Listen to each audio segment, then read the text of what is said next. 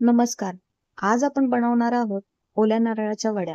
ओल्या नारळाच्या वड्या बनवताना आपल्याला हवा असेल ओल्या नारळाचा कीस, जो आपण मिक्सरमधूनही बारीक करून घेऊ शकतो किंवा हाताने खिसणीने खिसून घेऊ शकतो.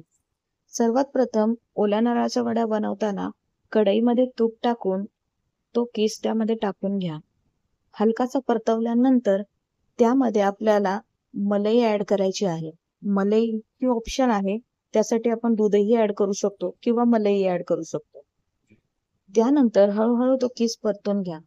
त्यामध्ये इलायची पूड ऍड करा, बारीक करून इलायची.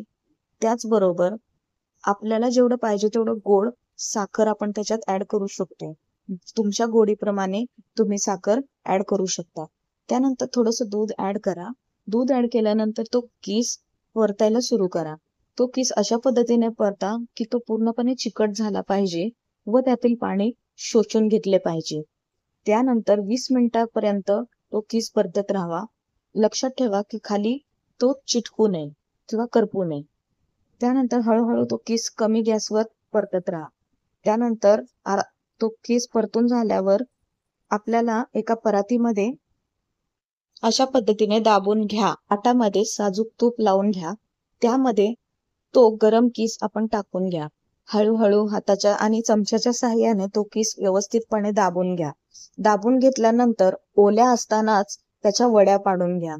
ओल्यामध्ये जेव्हा तुम्ही वड्या पाडाल तेव्हा त्या व्यवस्थितपणे निघतील, नाहीतर मग परत त्या उसकटून जातील. त्यामुळे सगळ्या वड्या पाडून घ्या. त्यानंतर तुमच्या आवडीप्रमाणे ड्रायफ्रूट त्याला लावून घ्या. मी असे बदामाचे खाप केलेले आहेत आणि प्रत्येक वडीला ते खाप लावलेले आहेत.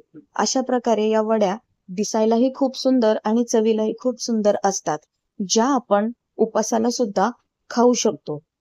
त्यानंतर याच्यावर जर तुम्हाला वाटत असेल तर थोडंसं शुगर सिरप लावून घ्या. त्याने आणखीन रसदार आणि चवदार ही वडी होते. त्याचबरोबर जर याच्यामध्ये गोड कमी करायचं असेल तर यामध्ये कमी सिरप लावा आणि ज्याला जास्त गोड पाहिजे असेल त्याने त्याला सिरप लावून घे. सिरप लावणं हे ऑप्शनल आहे. तुम्हाला नसेल लावायचं तरी तुम्ही लावू नका. थंड होण्यासाठी फ्रीजमध्ये ठेवा किंवा वरती फॅन खाली ठेवलं तरी चालेल. धन्यवाद.